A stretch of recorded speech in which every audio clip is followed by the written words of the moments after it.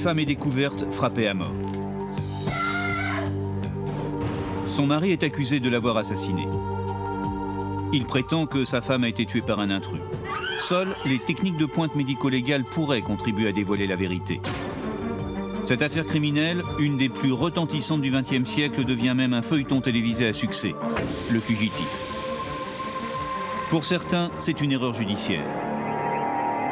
La vie de mon père a été anéantie. Ma mère a fini par se suicider avec mon revolver. Je ne l'oublierai jamais et je ne vous laisserai jamais l'oublier. L'intensité de ma fureur n'a pas de limite. Pour d'autres, justice a été faite. Ceux qui concluent qu'il y avait quelqu'un d'autre dans la pièce font fausse route. En un demi-siècle, la médecine légale a connu une évolution prodigieuse, permettant d'exploiter des indices autrefois indécelables. Cette enquête va vous faire découvrir 4 reconstitutions différentes du même meurtre, chacune offrant la facette d'une vérité insaisissable.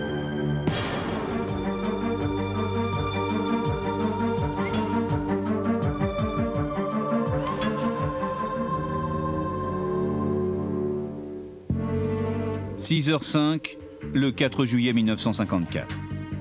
La police de Cleveland, dans l'Ohio, reçoit un appel affolé en provenance de Bay Village.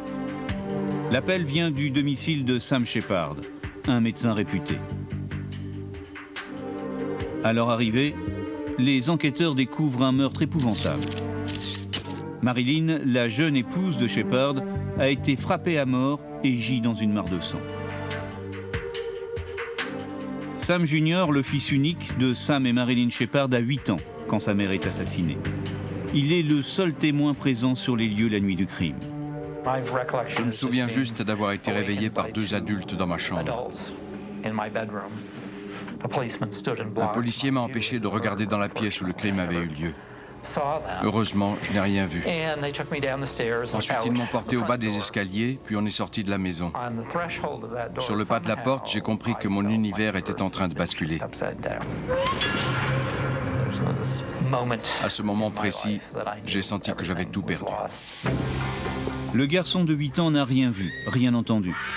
La police désire parler à son père, le docteur Shepard, afin d'entendre sa version. Peu habitué à traiter des affaires criminelles d'une telle ampleur, le commissariat de Bay Village confie l'enquête aux inspecteurs de la police criminelle de Cleveland. Oh non, quel carnage. À leur arrivée, le médecin légiste a déjà fait enlever le corps de Marilyn. Oh, docteur Gerbert, bonjour. Vous êtes sur l'affaire? Tant mieux. On informe les enquêteurs que le docteur Shepard n'est pas chez lui, mais à l'hôpital, grièvement blessé. Docteur Shepard, on revient juste de chez vous, là. Et on a fouillé les lieux. Pourriez-vous nous raconter ce qui s'est passé la nuit dernière? Nous avions invité les Hearn à la maison. Et ils sont venus dîner. Sam Shepard livre sa version des faits. Et son histoire déclenche une enquête médico-légale qui va durer 45 ans. Nous avons fini de manger vers 20h30. Ensuite, nous sommes allés dans le salon pour regarder un film à la télévision. Marilyn est venue s'asseoir avec moi pendant quelques instants. Ensuite, je suis allé m'allonger sur le sofa pour me reposer un peu. Vers 4h30 du matin, Sam Shepard est réveillé en sursaut par un hurlement. Je suis entré dans la chambre, mais j'ai été tout de suite assommé. Ensuite, quand je suis revenu à moi, je me suis lentement rendu compte que quelque chose me tournait par rond, que j'avais été frappé. Là, j'ai regardé ma femme et je crois que j'ai vérifié son pouls. Et j'ai réalisé qu'elle était morte. J'ai entendu du bruit au rez-de-chaussée. J'ai vu une silhouette s'enfuir par la porte d'entrée et prendre la direction du lac. Shepard affirme avoir rattrapé le mystérieux assassin. Puis avoir perdu son t-shirt au cours de la lutte. Là, il m'a étranglé. J'avais du mal à respirer. Et j'ai à nouveau perdu connaissance. Ensuite, la première chose dont je me souvienne, c'est d'avoir regardé le lac. Je suis retourné à la maison tant bien que mal. Je titubais. Je me suis précipité à l'intérieur. J'étais vraiment désorienté. J'avais l'impression d'avoir fait un rêve étrange.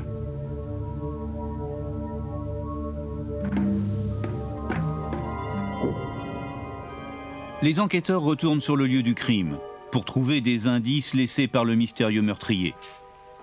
Mais ils ne trouvent aucune arme. Et ce n'est pas la seule anomalie. Il n'y a aucune trace d'effraction sur la porte d'entrée ou sur celle du jardin. Aucune trace d'effraction ni de cambriolage. Aucune vitre brisée. Des objets ont-ils été bougés? Il y a un sportif dans la maison. On dirait que notre gars est passé à côté de certains objets. Plutôt tête en l'air, ce cambrioleur. Pour les enquêteurs, l'histoire de l'intrus racontée par Shepard ne tient pas debout. Ou alors ça veut peut-être dire autre chose. Ce n'est pas la seule incohérence. Merci. Le chien de la famille ne s'est pas réveillé. Son fils, Sam Junior, non plus. Et enfin, le t-shirt que portait Sam Shepard reste introuvable. Les enquêteurs découvrent également que Sam Shepard a appelé des amis avant de prévenir la police. Le journaliste Jim Neff a passé 10 ans à enquêter sur l'affaire Shepard. Pour lui, les policiers ont d'emblée soupçonné le mari. À l'époque, c'était chose fréquente. In the 1950s, to the police and to outsiders, if you have Dans les années 50, pour la police et le public, a murdered wife, si une femme était assassinée dans son lit there isn't any et qu'il n'y avait signs of aucune trace d'effraction, intrusion, then 9 fois sur 10, 19 times out of 20, les soupçons tombaient sur le mari. chief suspect is going to be the husband. Aujourd'hui encore, Sam Junior reste convaincu que son père n'aurait jamais pu tuer sa mère. J'ai eu une enfance idyllique. Mes parents m'adoraient. Mon père était extrêmement fier d'être le premier à donner un petit-fils à ses parents. Mon père était une sorte de surdoué. Tout lui réussissait. C'était un champion d'athlétisme, un as au football. Il a eu tous ses diplômes et les plus belles femmes lui couraient après. C'était un neurochirurgien. Il a obtenu son diplôme de neurochirurgien très tôt, à peine à 30 ans. La vie lui souriait. Bien, docteur Shepard, nous vous remercions pour votre coopération. On sait que c'est dur pour vous, mais on a des questions à vous poser. Est-ce qu'on vous a dérobé des objets de valeur? Je n'en sais rien. Je n'ai pas eu le temps de vérifier. Mais vous êtes sûr qu'un individu a pénétré chez vous? Oui, évidemment, regardez ce qu'il m'a fait. Oui, mais pourquoi avoir téléphoné d'abord à votre voisin plutôt qu'à la police? C'est la première chose qui me soit venue à l'esprit. Votre femme était infidèle? Mais non, voyons. Et vous, est-ce que vous avez des maîtresses? Non. Docteur Shepard, mettez-vous un peu à notre place. Vous vous faites cambrioler, mais on ne touche pas à vos biens qui ont de la valeur. Vous vous battez avec ce fameux voleur, mais il n'y a aucune trace d'effraction dans votre maison. Le t-shirt que vous portiez a disparu, vous ne savez pas où il est. Votre chien n'a pas aboyé. Votre fils ne s'est pas réveillé alors que vous dites que votre femme s'est débattue en criant.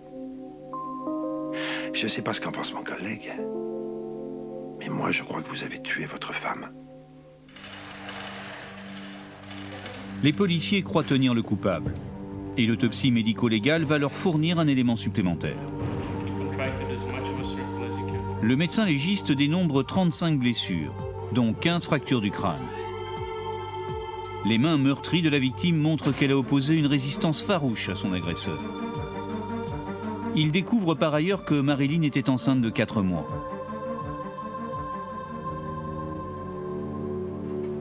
Le médecin légiste conclut que le meurtre est dû à un acte de violence et non à une agression sexuelle. Pour les enquêteurs, cette preuve les renforce dans leur conviction. C'est bien le docteur Sam Shepard qui a assassiné son épouse et non pas un intrus non identifié.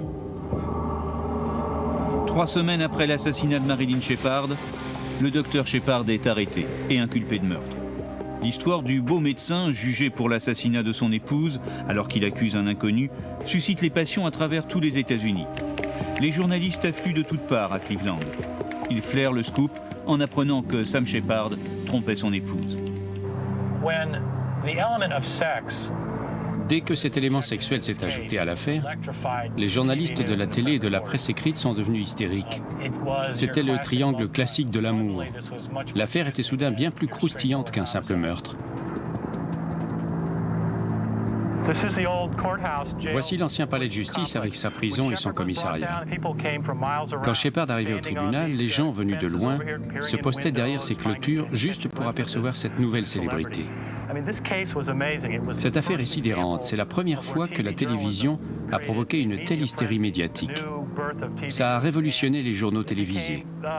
On en a fait un véritable spectacle. Cette médiatisation influence d'ailleurs profondément l'issue du procès. Je crois, mesdames et messieurs du jury, que dans cette affaire, pour bien comprendre les tenants et les aboutissants, il faut que nous nous posions... L'accusation affirme que le docteur Shepard avait un mobile pour assassiner son épouse. On nous a fait un tableau idyllique des relations entre Marilyn Shepard et le docteur Sam Shepard. On nous a dit qu'ils avaient fait un mariage heureux et qu'ils s'entendaient merveilleusement bien. Mais c'est justement ce qui va nous intéresser dans cette affaire. Leur couple était-il tellement heureux? Leur relation était-elle aussi idyllique que ça? N'a-t-il jamais été question de divorce entre eux deux dans le passé? De quelle façon Sam Shepard traitait son épouse? L'aimait-il vraiment? Ou voulait-il la quitter? L'accusation livre une version bien différente sur ce qui s'est passé la nuit du crime.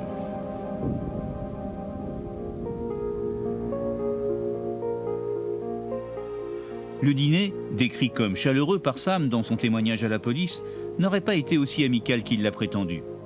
Marilyn fume, ce qui a le don de le mettre en rage.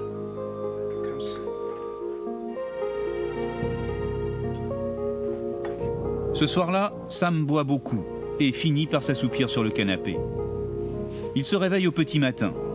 Il monte les escaliers et veut faire l'amour avec Marilyn.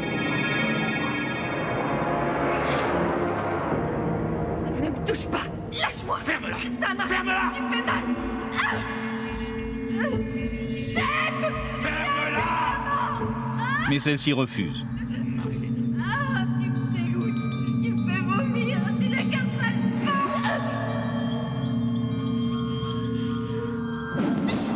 Fou de rage, il la frappe à mort. Selon l'accusation, l'arme du crime aurait pu être un instrument chirurgical.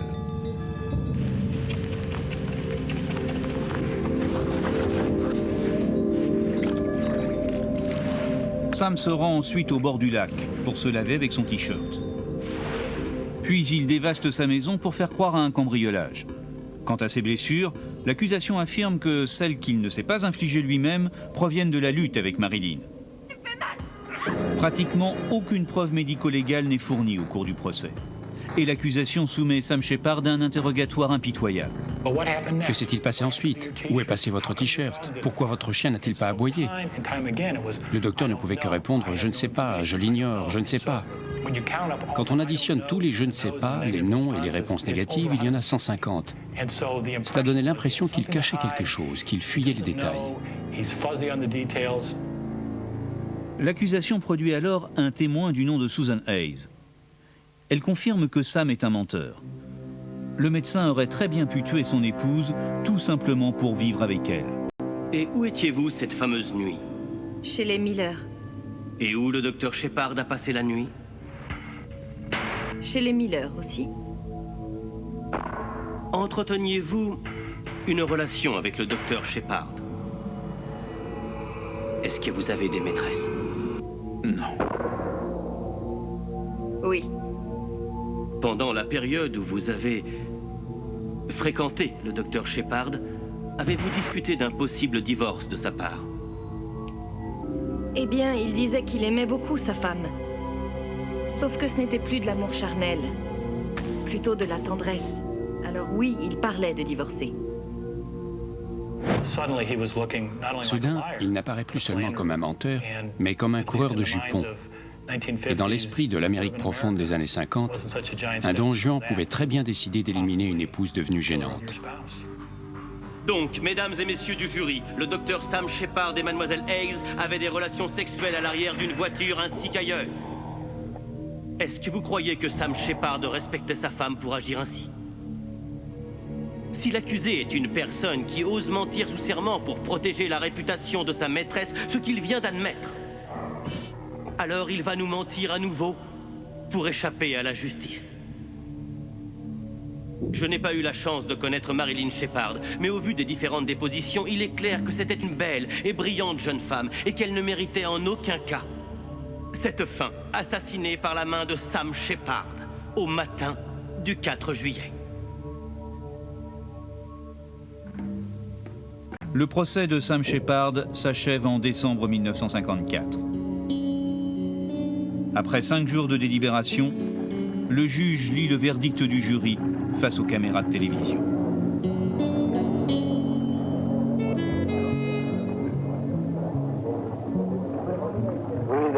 Le jury, dûment assermenté, déclare le prévenu Samuel H. Shepard non coupable de meurtre avec préméditation, mais coupable de meurtre sans préméditation. James C. Byrd, président du jury. La décision du jury de qualifier le meurtre sans préméditation est une distinction cruciale.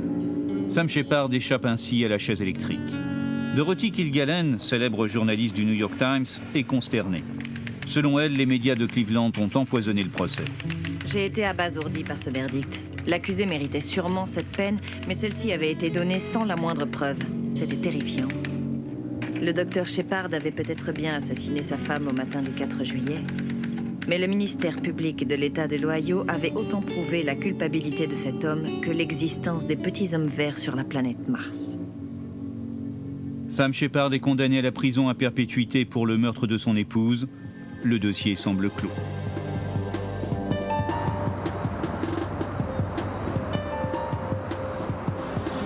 Bien plus tard, des médecins légistes ont réexaminé cette affaire et ont découvert des indices cruciaux, négligés au moment des faits. Parmi eux, le docteur Cyril Wedge, médecin légiste à Pittsburgh. Le lieu du crime n'a pas été correctement examiné le 4 juillet 1954. Aucun criminaliste expérimenté n'a été sollicité et le médecin chargé de procéder à l'autopsie à l'époque, le docteur Samuel Gerber, n'était ni criminaliste ni médecin légiste de formation. Certaines de ses observations sont erronées. À la question de savoir s'il s'agissait ou non d'un crime sexuel, nous avons observé, et cela m'a surpris, je dois dire, que ce grand médecin n'avait pas procédé à un prélèvement anal. L'autopsie médico-légale était incomplète et n'a pas été réalisée de façon scientifique. Quant au trou de mémoire du docteur Shepard, selon le docteur Bill Fallon, chirurgien traumatologue, il pourrait très bien avoir des raisons médicales. En arrivant à l'hôpital, Shepard a déclaré être resté inconscient un certain temps. Cela ressemble à une commotion cérébrale. La période d'inconscience qu'il a déclarée lors de son admission à l'hôpital indique qu'il devait souffrir d'une commotion cérébrale. Aujourd'hui, nous appelons cela une blessure fermée à la tête. En 1950, les médecins, ne disposant pas de scanner, ne pouvaient pas procéder à des IRM du cerveau afin de diagnostiquer une commotion. Mais le processus de réflexion, de recouvrement de la mémoire, de compréhension des événements qui ont eu lieu, est particulièrement caractéristique après avoir subi une blessure fermée à la tête. Mais en 1954, Sam Shepard ne disposait d'aucune justification médicale pour se disculper. 50 ans plus tard, à la télévision, Stephen Shepard, le frère du docteur Shepard, confie que la condamnation de son frère a eu un effet dévastateur sur sa vie. La condamnation de Sam n'a pas seulement détruit mon frère, lequel est devenu un tout autre homme que celui qui a été accusé du crime. Elle est à l'origine de la mort de ma mère, qui s'est tiré une balle avec mon revolver. Mon père est décédé d'une hémorragie consécutive à un ulcère gastrique. Tom Rees, le père de Marilyn, s'est suicidé avec un fusil dans une modeste chambre de motel à l'est de Cleveland. Si je suis fâché, l'intensité de ma fureur n'a pas de limite. Sam Shepard a été condamné sur des preuves indirectes. Seule la médecine légale pourrait peut-être prouver que Marilyn a été assassinée par un intrus non identifié.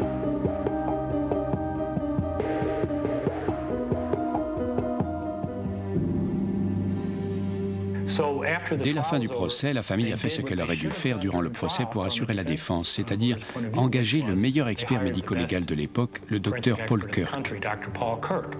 Paul Kirk est un pionnier de la médecine légale naissante. Ce médecin leur a d'emblée déclaré « Je ne suis pas votre allié, vous me payez, j'accepte votre argent. Je vais passer cette affaire au crible et je vous remettrai mon rapport, quelles qu'en soient mes conclusions. » La médecine légale des années 50 peut-elle innocenter Sam Shepard? Les découvertes de Kirk vont ouvrir une nouvelle hypothèse et conduire à un nouveau suspect.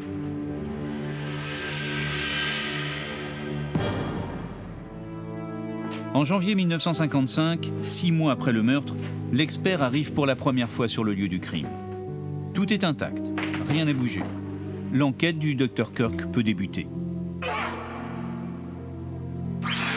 Le médecin se sert de nouvelles techniques médico-légales appelées analyse de projection de sang. Il examine la forme, la taille et le schéma des traces de sang à travers la chambre de Marilyn. Le but du Dr Kirk est de reconstituer le crime de façon scientifique et non de manière spéculative. Peter de Forest, professeur de sciences médico-légales, est un ancien élève du Dr Kirk. La disposition des taches de sang a permis au Dr Kirk de reconstituer les faits. Il a tout d'abord constaté que ces taches étaient dispersées sur une large surface, selon une trajectoire bien précise. Kirk recompose la trajectoire des gouttes de sang provenant de la tête de Marilyn et qui ont éclaboussé les 4 murs de la chambre. Il détermine que les gouttes les plus fines proviennent du sang qui recouvrait l'arme et ont été projetées chaque fois que le meurtrier relevait son bras.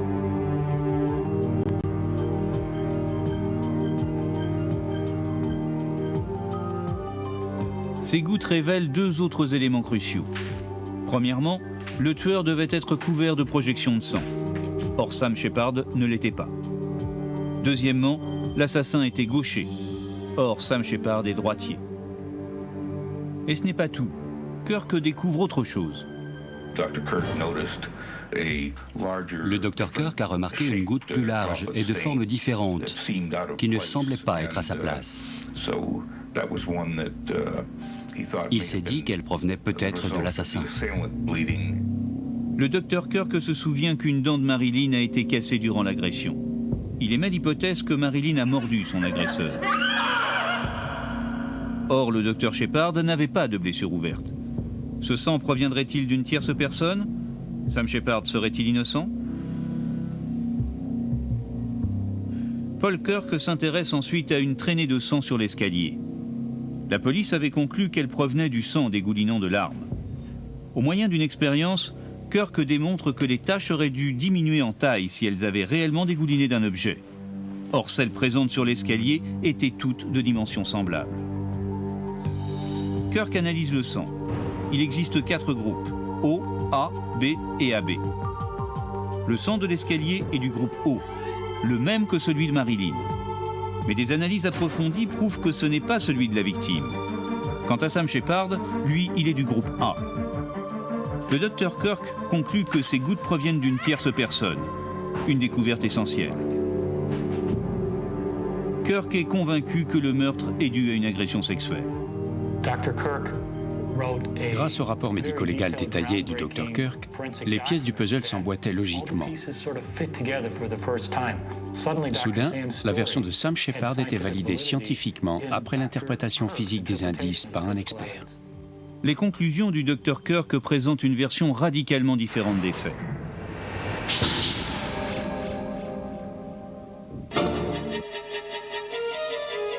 Alors que Sam Shepard dort au rez-de-chaussée, un inconnu s'introduit dans la chambre. On va mieux faire connaissance. Il agresse sexuellement Marilyn. Elle se débat et le mord, ça le rend furieux. Elle se met à crier et l'agresseur lui défonce le crâne avec un objet, probablement une lampe torche.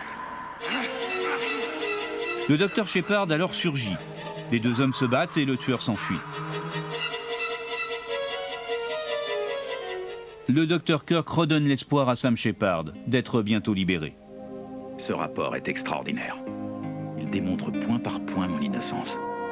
Kirk a mené une enquête qui prouve que c'est un scientifique brillant. Je suis tellement heureux que je n'arrive pas à dormir. La famille Shepard remet le rapport détaillé du docteur Kirk au juge d'instance. Mais à l'époque, la médecine légale est une science nouvelle et peu crédible. Et le docteur Kirk n'est pas encore connu. L'avocat de Shepard n'arrive pas à convaincre le juge. Retour à la case départ. Je lui rendais visite dans sa cellule, une grande pièce à moitié sous terre. Il y faisait sombre, il y avait juste une ampoule nue, et on voyait l'ombre des gardiens qui marchaient derrière nous, la matraque sortie pour nous frapper en cas de mauvais comportement. Sam Shepard n'a plus aucun recours et perd espoir. Il languit ainsi 8 longues années avant que le meurtre de sa femme ne devienne célèbre. En 1963, la fascination du public pour le meurtre de Marilyn Shepard est ravivée par la télévision. Le Fugitif devient une des séries les plus populaires aux États-Unis. Un médecin accusé à tort du meurtre de son épouse part en cavale afin de retrouver le meurtrier. Le dernier épisode établit même un record d'audience, seulement battu par un épisode de Dallas en 1980. Le Fugitif a fait de l'affaire Shepard un phénomène mondial. La série maintenait d'actualité l'affaire aux yeux du public. Son potentiel publicitaire était suffisant pour qu'un jeune homme du nom de F. Lee Bailey s'y intéresse et réalise qu'elle constituait un excellent tremplin pour devenir célèbre et faire fortune, ce qui a d'ailleurs été le cas. 10 ans après le procès, Bailey relance le spectacle médiatique avec des faits nouveaux. Et notamment celui-ci. Juste avant le procès, en 1954, la journaliste Dorothy Kilgallen a assisté à une scène troublante. Quand elle est venue couvrir le procès pour son journal, elle était tellement célèbre que le juge Blighty l'a invitée, car il tenait absolument à la rencontrer. Quel plaisir de vous rencontrer, mademoiselle Kilgallen. J'essaye de ne rater aucune de vos apparitions à la télévision. Le juge lui a demandé « Mais pourquoi venir de si loin assister au procès d'un meurtre banal ?» Elle a répondu « Eh bien, tout le monde ne parle que de ça. C'est une affaire retentissante et un meurtre bien mystérieux. » C'est toujours le mystère le plus total. Mystère? C'est une affaire qui a été classée. Comment ça? Ce gars est un assassin, il n'y a aucun doute là-dessus. Sur ce, Je la paraphrase, mais le juge a dit « Un meurtre mystérieux, que voulez-vous dire? Tout le monde sait qu'il est sacrément coupable. » Elle n'a pas révélé cette conversation à ses lecteurs en 1954, mais elle a dû en parler car c'est revenu aux oreilles de Lee Bailey. Bailey mène une enquête et découvre que l'histoire de Kilgallen est vraie.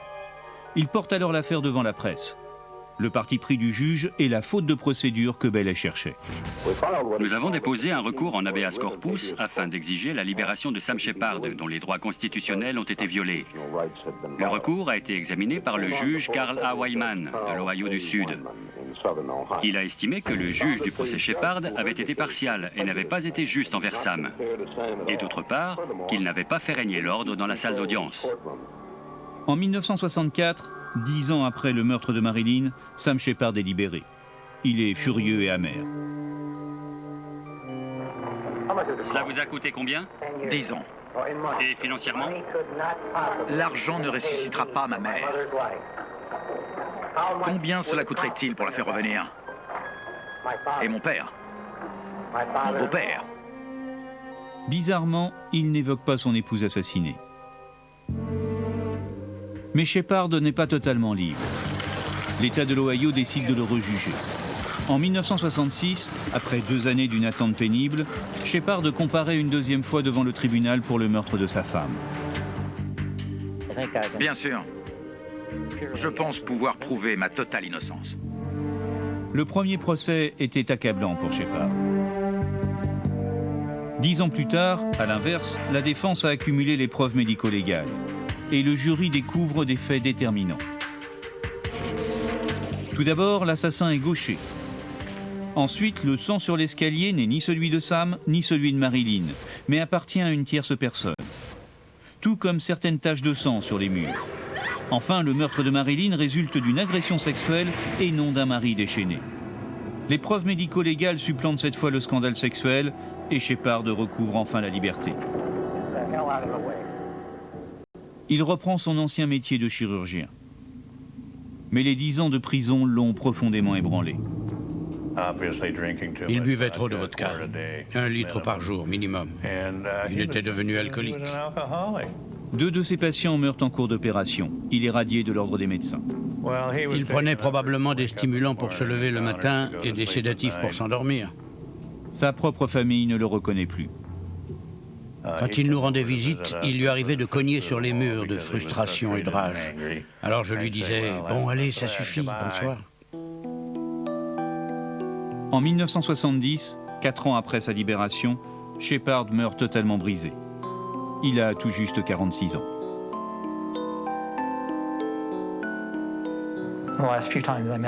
Les dernières fois que je l'ai rencontré, il sentait que sa fin était proche. Et il me rassurait en me disant qu'il avait confiance en moi. J'étais la seule raison pour laquelle il vivait. Il se serait suicidé en 1954 ou 1955 s'il n'avait pas eu un fils. Il adorait ma mère, sa vie avait été anéantie. Il n'avait plus aucun désir de vivre. La seule raison pour laquelle il est resté en vie, c'était pour me préserver. La véritable histoire à l'origine du fugitif aurait pu mourir avec Sam Shepard. Pourtant, grâce à la science, l'affaire va connaître un nouveau rebondissement. Et quel rebondissement! Les avancées des techniques de recherche vont permettre l'identification d'un nouveau suspect. La dernière version du meurtre de Marilyn Shepard met 40 ans à émerger. En 1990, Sam Rice Shepard a abandonné l'espoir de trouver le mystérieux agresseur signalé par son père. Jusqu'à présent, toutes les pistes se sont révélées être des impasses. J'ai fait une dépression nerveuse. J'ai mis 20 ans avant de pouvoir pleurer ma mère. C'était ça la raison de cette dépression nerveuse. Je n'avais jamais consciemment pleuré sa mort. C'est alors qu'une journaliste de New York appelle Sam Rice Jr. pour lui annoncer une nouvelle étonnante. J'ai grandi à Cleveland et je me suis toujours intéressée à l'affaire Shepard. Elle me fascinait. Un jour, ma mère m'a raconté au cours d'une visite qu'un homme avait été arrêté pour meurtre et qu'il avait autrefois effectué des travaux chez les Shepard. Il s'agissait de Richard Eberling. Richard Eberling était un homme très perturbé. Il a eu une enfance très difficile et avait été placé dans une famille d'accueil. Il a été déclaré psychotique à l'âge de 9 ans. Cynthia Cooper apprend que le père d'Eberling est mort empoisonné. Son fils a été suspecté, mais la police n'a trouvé aucune preuve. La journaliste rencontre Eberling en prison et découvre un homme profondément perturbé. Il fantasmait beaucoup sur la famille. Par exemple, il volait des figurines. Il les rapportait chez lui et les organisait sous forme de structure familiale.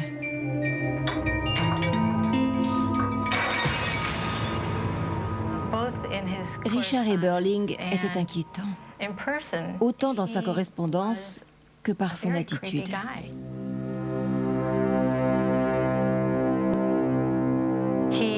Il faisait des sortes de confessions en plein milieu d'une conversation banale.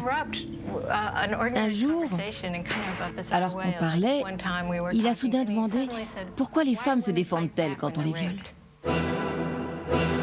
Richard Eberling est-il le meurtrier de Marilyn Shepard? Va-t-on enfin connaître la vérité?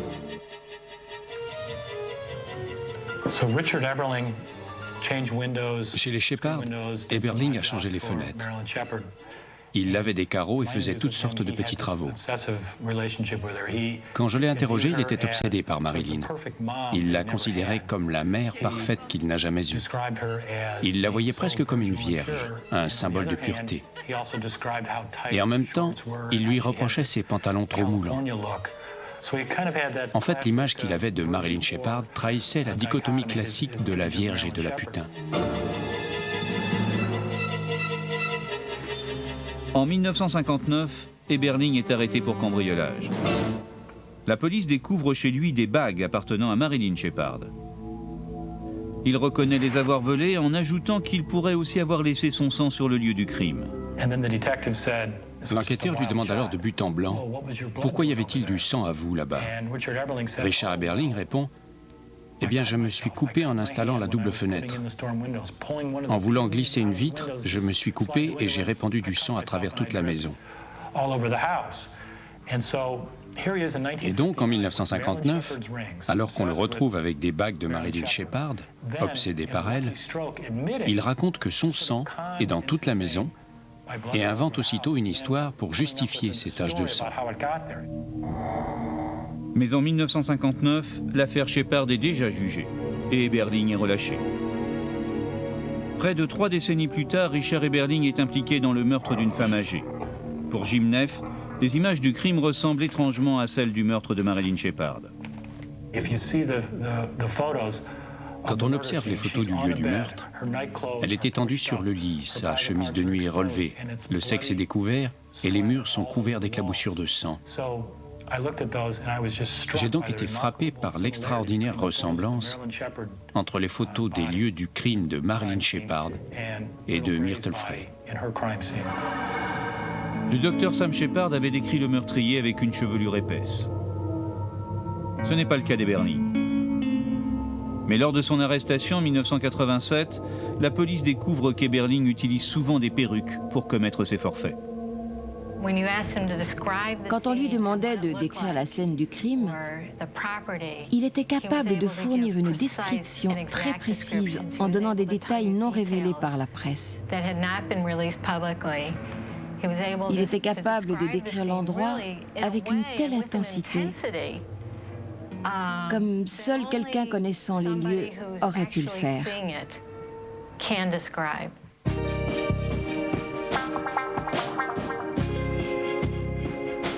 Sam Rice Shepard a passé toute sa vie à essayer de tourner la page de cette tragédie familiale.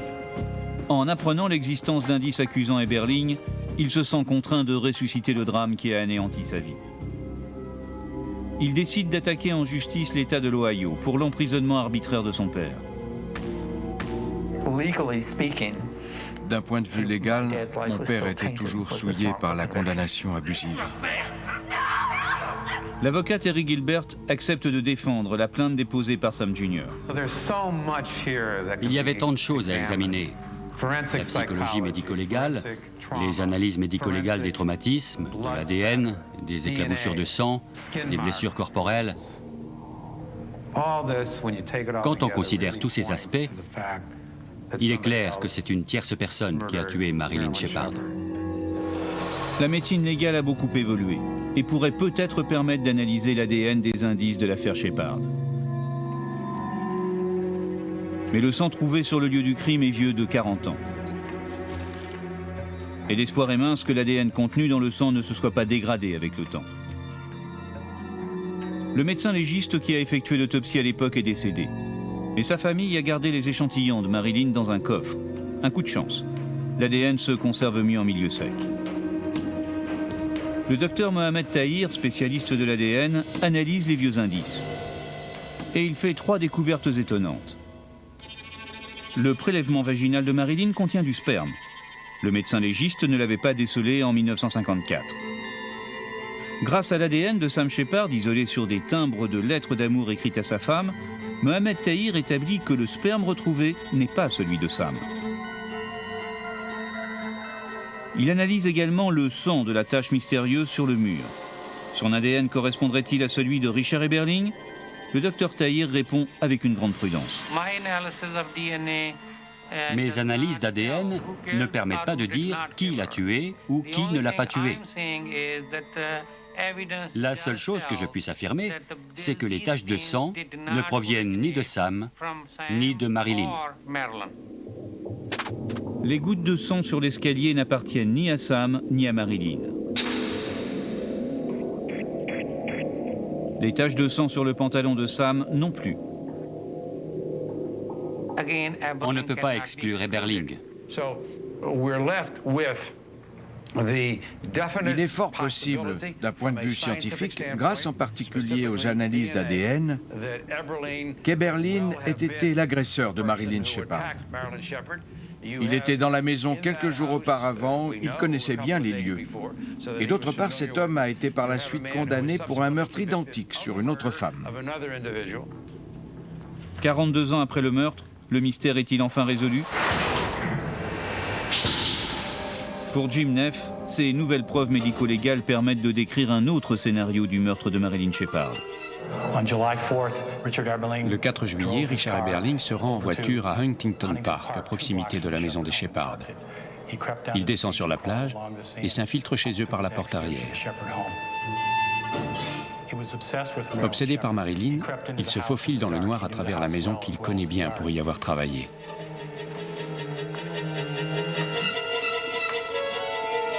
Et il finit par rejoindre l'objet de ses obsessions. Qu'est-ce que vous faites là, vous? Eberling agresse sexuellement Marilyn, mais elle se défend violemment, ce qui déchaîne sa fureur meurtrière. Elle mord la main qui lui couvre la bouche. L'agresseur porte une lampe de poche.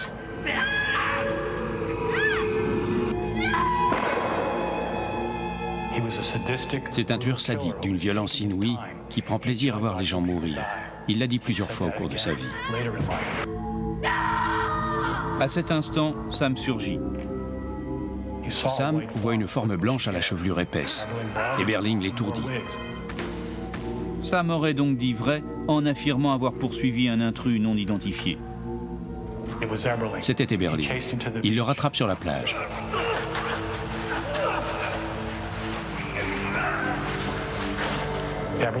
Eberling le traîne dans l'eau avec son t-shirt qu'il lui arrache pour nettoyer les taches de sang dont il est couvert. Puis il abandonne Sam sur place.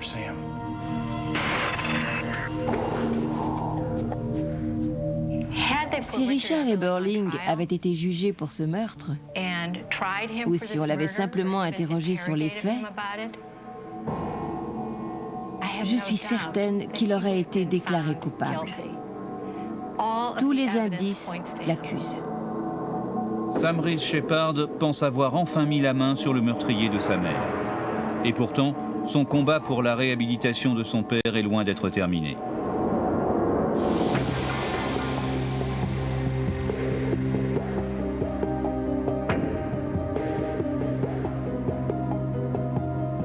En janvier 2000, débute le 3e procès du meurtre de Marilyn Shepard. Finalement, après 45 ans et demi, la vérité vous sera révélée dans cette salle d'audience. Ce qu'il fallait faire, et c'est ce que nous avons essayé, c'était de recourir à la science. Mais la médecine légale est très complexe. Les techniques sont compliquées et le jury a parfois beaucoup de mal à comprendre les explications. Le procureur Bill Mason représente l'État de l'Ohio. Pour contrer la défense, il présente ses propres experts médico-légaux. D'après l'analyse de nos experts, le sang, durant ces 50 ans, a été corrompu lors de mauvaises manipulations. Et donc, ceux qui concluent qu'il y avait quelqu'un d'autre dans la pièce commettent une erreur. Cyril Wetsch, lui, affirme que le crime est l'œuvre d'un prédateur sexuel, et non celui d'un mari fou de rage. Marilyn était étendue sur le dos, le haut du pyjama relevé et le bas du pyjama baissé sur une jambe. Tout observateur impartial, et plus encore un médecin légiste ou un criminaliste, se dit aussitôt que cette position suggère une agression sexuelle. Mais le procureur ne voit là qu'un banal meurtre domestique. Pourquoi les hommes battent-ils leurs épouses? Quand on répond à cette question, on résout bien des problèmes. Pour moi, il est monté pour avoir un rapport sexuel avec son épouse, et l'a refusé, et il a disjoncté. Je ne sais quoi, mais quelque chose a déclenché cette violence ce soir-là. Bill Mason est déterminé à prouver que Sam Shepard a bien assassiné son épouse et à refermer définitivement ce dossier vieux de 45 ans.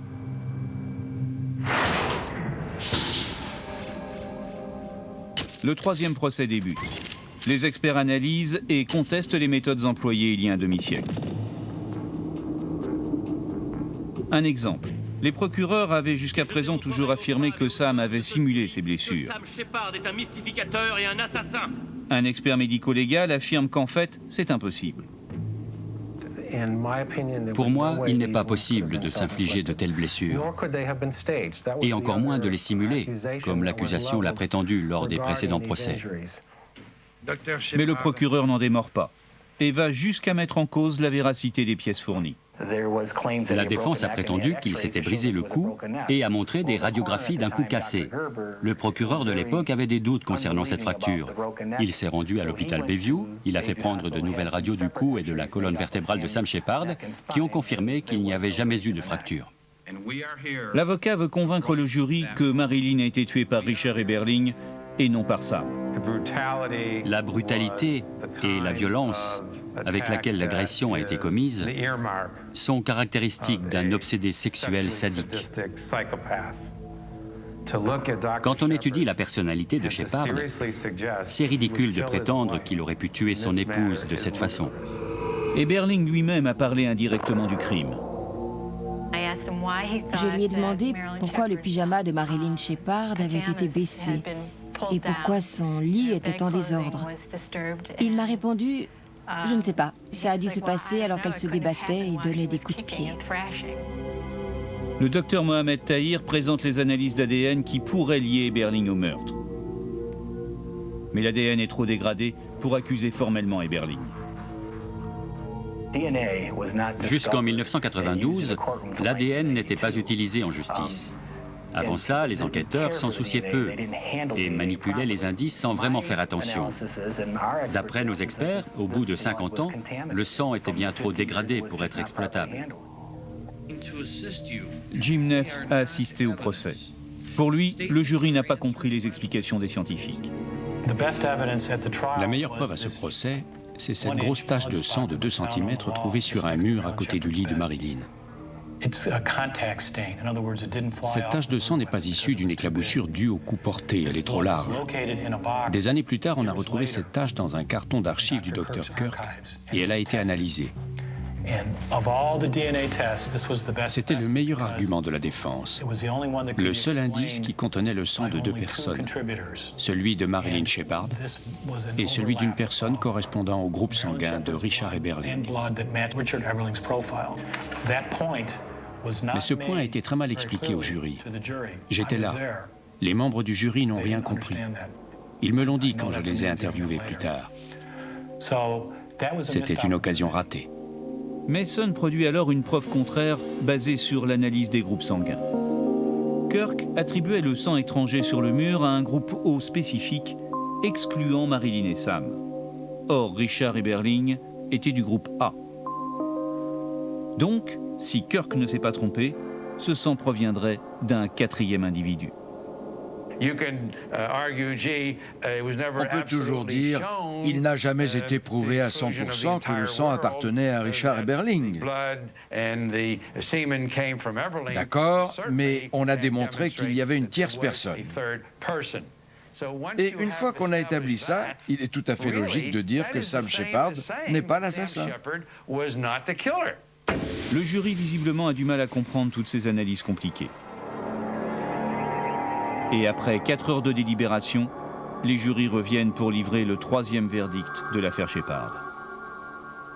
Nous, le jury de l'État de l'Ohio, dûment habilité, nous nous prononçons en faveur de l'accusé. Mesdames et messieurs, est-ce là votre verdict? Oui. Oui.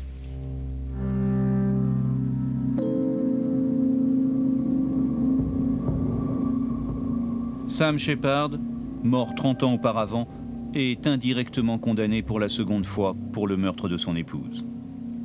L'avocat est choqué et perd ses illusions avec ce verdict. Il pensait que les preuves scientifiques l'emporteraient. Nous espérions revenir sur les lieux du crime afin de leur permettre d'expurger cette sombre histoire, d'en ressortir blanchi, en quelque sorte. Nous voulions témoigner du respect et de la sympathie envers cette famille totalement ravagée. Quant à Sam Rich Shepard, il clame sa conviction, son père n'a pas tué sa mère. Nous sommes souillés, mais nous gardons la tête haute, à l'image de mon père. La vie de mon père a été détruite par l'État de l'Ohio, je ne l'oublierai jamais, et je ne vous laisserai jamais l'oublier.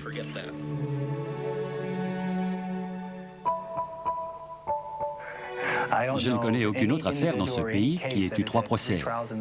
Elle est passée devant la Cour suprême de l'Ohio, devant la Cour suprême des États-Unis, et finalement est revenue ici. Il n'y a plus rien à faire. Cette affaire est définitivement jugée. En 1998, Jim Neff rencontre une dernière fois Richard Eberling. Et dans la discussion, celui-ci lâche un ultime indice. Eberling était installé en face de moi dans son fauteuil roulant. Je lui ai reparlé de Marilyn Shepard et il a dit « J'étais dans la pièce. Tout ce sang, c'était incroyable. » Voilà ce qu'il m'a dit. J'étais stupéfait. Il venait de se mettre lui-même dans la pièce du meurtre. Richard Eberling est mort 2 semaines plus tard, empêchant ainsi toute nouvelle analyse médico-légale. Cette fois, le dossier est définitivement refermé. Et nous ne saurons jamais qui a réellement tué Marilyn Shepard.